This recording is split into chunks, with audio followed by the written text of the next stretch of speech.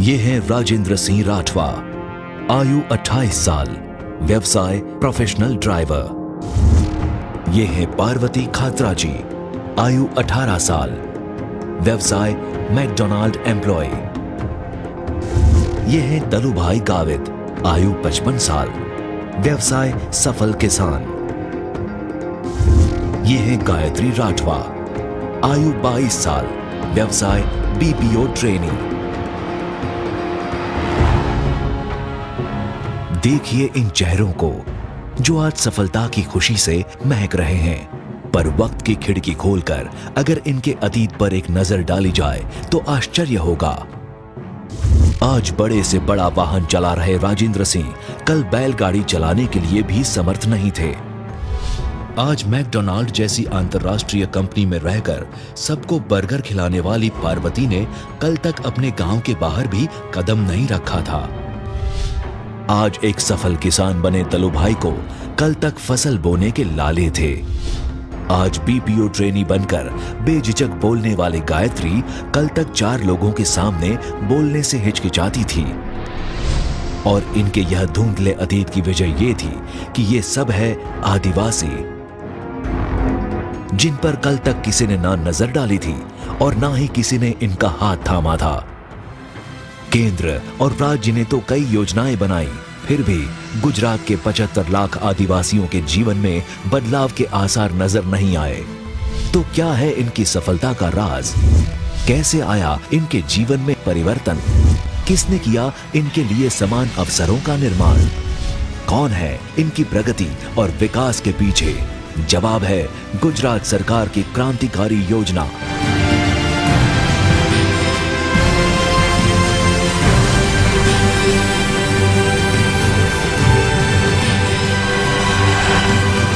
वनबंधु कल्याण योजना।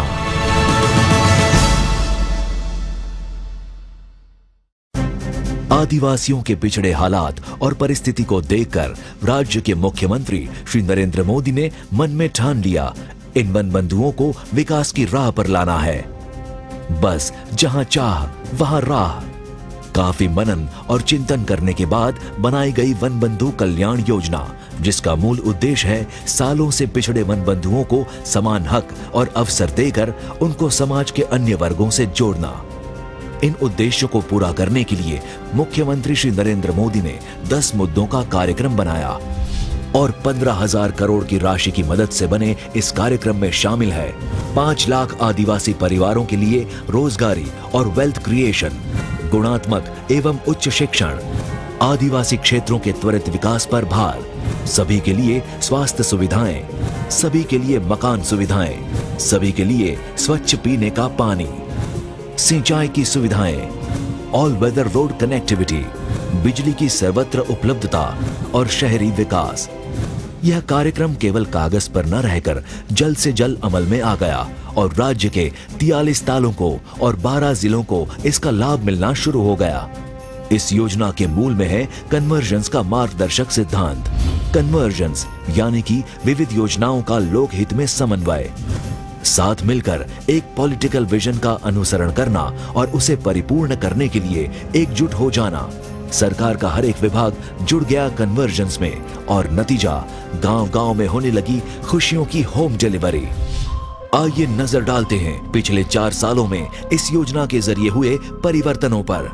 मनुष्य जीवन की प्राथमिक जरूरतें हैं रोटी, कपड़ा और मकान, और आज के बढ़ते युग में इन जरूरतों को पूरा करने के लिए अति आवश्यक है पानी, गैस और बिजली। पिछले कई सालों से आदिवासी परिवार इन 3 मूल जरूरतों से वंचित थे, जिसकी वजह से गरीबी, भूख और अज्ञान के विष चक्र में बार बार पीसते जा रहे थे ये आदिवासी परिवार। इन परिवारों की महिलाओं को शुद्ध पीने का पानी लाने के लिए घर से कोसों दूर चलकर जाना पड़ता था, जिसमें उनका अधिकतर समय और श्रम खर्च हो जाता था।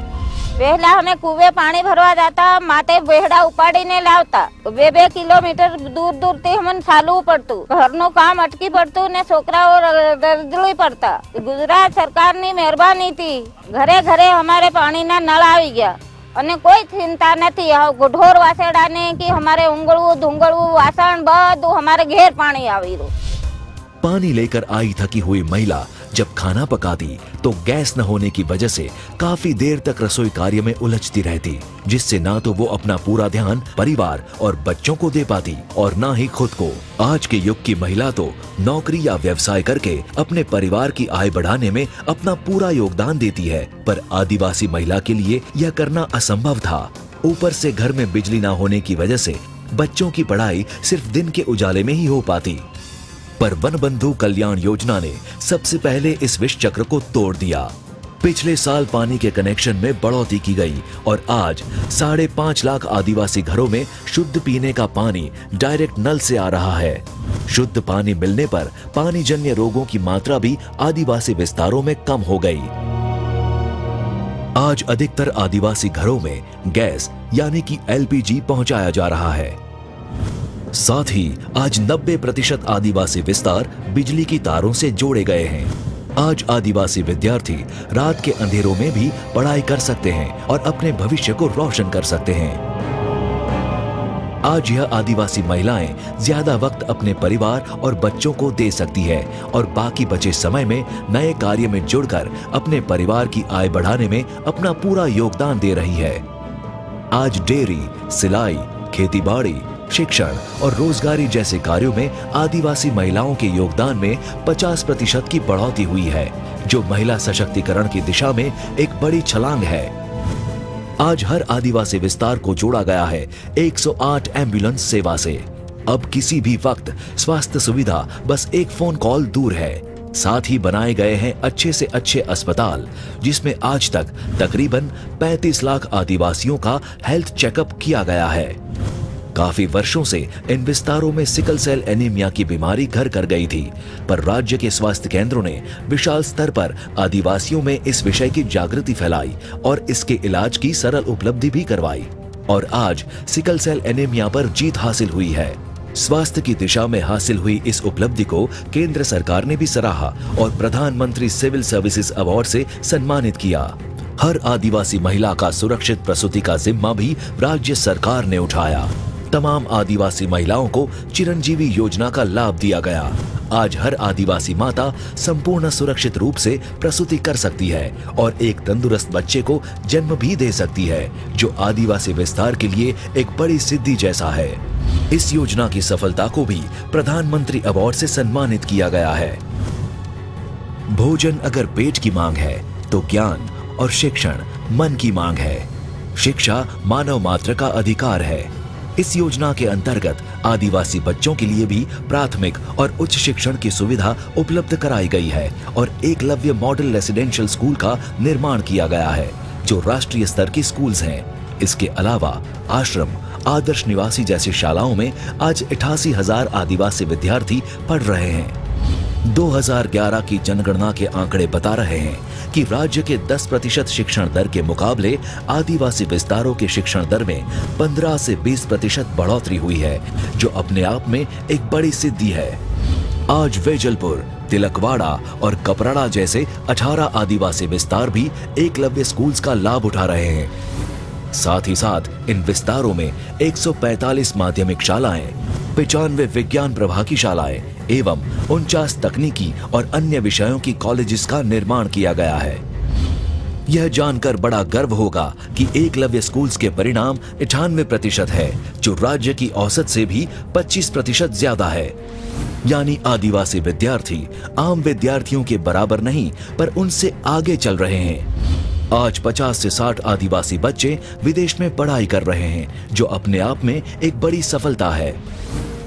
आदिवासी परिवारों के भविष्य की कुंजी युवा आदिवासी और महिलाओं के हाथ में है, इसलिए उनके विकास पर सबसे ज्यादा ध्यान दिया जाए। इस उद्देश्य से वोकेशनल स्किल ट्रेनिंग प्रोग्राम की एक अनोखी योजना रची गई, जिसके जरिए आदिवासी युवा प्रतिभा की स्किल का विकास करके उन्हें भिन्न व्यवसायों में आगे बढ़ाने के लिए मदद की जा रही है, जिसका लाभ 7.5 लाख से भी ज्यादा आदिवासी उठा रहे हैं। इसमें शामिल है farm mechanisation, tooling, business process outsourcing यानी कि BPO, call centre training, motor vehicle driving training और ऑटोमोबाइल रिपेयरिंग जैसे कई अन्य प्रोफेशनल ट्रेनिंग प्रोग्राम्स। इसका लाभ सभी आदिवासियों के लिए आशीर्वाद रूप साबित हुआ है। હું અહીંયા સ્પોકન ઇંગ્લિશના ટ્રેનર તરીકે જોબ કરું છું। સ્ટ્રો ફાઉન્ડેશન ટ્રસ્ટ અને ટ્રાઇબલ ડિપાર્ટમેન્ટ દ્વારા આ આદિવાસી વિસ્તારની અંદર ભારતનું સૌથી પહેલો એક બીપીઓ યુનિટ શરૂ કરવામાં આવ્યું છે, જેનો આશય ટ્રાઇબલ યુથ છે એને અર્બન યુથના જે છોકરાઓ છે એમની સાથે જોડીને આઈટી ઇન્ડસ્ટ્રીમાં એમને જોબ મળે એ માટે અહીંયા તૈયારી કરવામાં આવે છે। इससे मिली युवा प्रतिभाएं आज मैकडॉनल्ड और आईआईएम जैसी विख्यात कंपनीज और संस्थाओं में काम कर रही है। મારા ઘરની પરિસ્થિતિ બહુ નબળી હતી। ઈડર વનબંધુ કલ્યાણ યોજનાનો એક કોર્સ ખોલ્યો હતો, ત્યાં મેં કોર્સ કર્યો અને મેકડોનલ્ડમાં નોકરી મળી મને। મારા ઘરની પરિસ્થિતિ પણ સુધરી ગઈ છે। इस योजना का लाभ लेकर 30 से भी ज्यादा आदिवासी स्टूडेंट्स विदेश में नौकरी कर रहे हैं। खेती बाड़ी, दूध उत्पादन जो आदिवासियों के मूल व्यवसाय हैं, इनमें सुधार लाकर उनकी आय बढ़ाने के लिए राज्य सरकार ने शुरू किया फार्म मैकेनाइजेशन प्रोग्राम, जिसके अंतर्गत आधुनिक और वैज्ञानिक फार्मिंग के सभी उपकरणों का सेट आदिवासी किसानों को मामूली दरों पर उपलब्ध कराए जाते हैं और इन उपकरणों को चलाने की ट्रेनिंग भी दी जाती है। उत्पादित फसल, दूध, सब्जियां, फल और फूल जब तक बाजार में न जाए तब तक उनके लिए कोल्ड स्टोरेज की सुविधा भी उपलब्ध कराई गई है। इस योजना का हर कार्यक्रम पब्लिक प्राइवेट पार्टनरशिप पर आधारित है और इससे मिली सफलता का साक्षी है हर आदिवासी विस्तार। आज आदिवासी विस्तारों को ऑल वेदर रोड कनेक्टिविटी से जोड़ा गया है, जहां के रास्ते राज्य के बिन आदिवासी विस्तारों के रास्तों से भी ज्यादा बेहतर है। इस पर दौड़कर युगों से पीछे छूट गए ये आदिवासी परिवार झट से समाज के अन्य वर्गों के साथ कदम मिला लेंगे। आज 35 से 45% आदिवासी विस्तारों में सिंचाई की सुविधा उपलब्ध है। अब अच्छी फसल के लिए बारिश पर आधार नहीं रखना पड़ रहा है। अब साल में किसी भी वक्त बीज बोकर उन्हें सींचा जा सकता है। बहुत तेजी से आदिवासी किसान भी और किसानों की तरह समृद्ध बनता जा रहा है। वैसे तो इस योजना से वन बंधुओं के जीवन में आए परिवर्तन को नापा जाए तो महीने लग जाएंगे, पर इससे मिली कुछ सिद्धियां सुनकर हमें निश्चित रूप से गर्व महसूस होगा। इस योजना से पहले आदिवासी विस्तारों में संस्थागत प्रसूति दर 68% था, जो अब बढ़कर 87% हो गया है। पहले सिर्फ 4% आदिवासी परिवारों को नल से पीने का शुद्ध पानी मिलता था और अब 36% परिवारों को इसका लाभ मिलने लगा है। पहले 37% आदिवासी विस्तार सिंचाई से लाभान्वित था, जो अब बढ़कर 46% हो गया है। यानी आज 1.5 लाख हेक्टेयर आदिवासी विस्तार में सिंचाई हो रही है और अन्य 1,53,000 हेक्टेयर में भी सिंचाई का कार्य प्रगति में है। पहले बहुत ही नगण्य आदिवासी विस्तारों को माइक्रो इरिगेशन एवं ड्रिप इरिगेशन का लाभ मिलता था और आज 31,519 हेक्टेयर जमीन या कहिए तो 23,000 लाभार्थियों को इसका लाभ मिल रहा है। पिछले 2 साल में इन विस्तारों में फलों के उत्पादन में 146% और सब्जियों के उत्पादन में 48% की बढ़ोतरी हुई है। कोल्ड स्टोरेज जो पहले एक भी नहीं था और अब 15 है। इस योजना के दौरान 30 आदिवासी तालीमार्थी आज रोजगारी पाकर विदेश में नौकरी कर रहे हैं।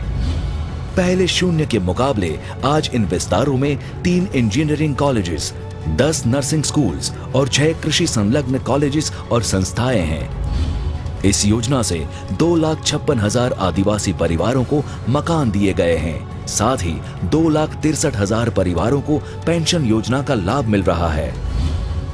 15,000 करोड़ की राशि से शुरू हुए इस कार्यक्रम में अभी तक 17,500 करोड़ का आवंटन किया गया है और इस योजना के जरिए गुजरात सरकार ने अपने गुड गवर्नेंस का एक उत्कृष्ट उदाहरण देश के अन्य राज्यों को भी दिया है। आज यह योजना देश के और राज्यों के लिए भी एक रोल मॉडल साबित हुई है।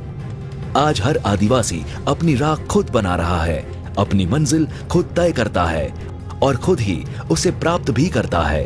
आज हर आदिवासी परिवार समाज के अन्य वर्गों और देश विदेश से जुड़ गया है। आज हर वन बंधु स्वावलंबी हो गया है। आज हर आदिवासी परिवार खुशियों से झूम रहा है।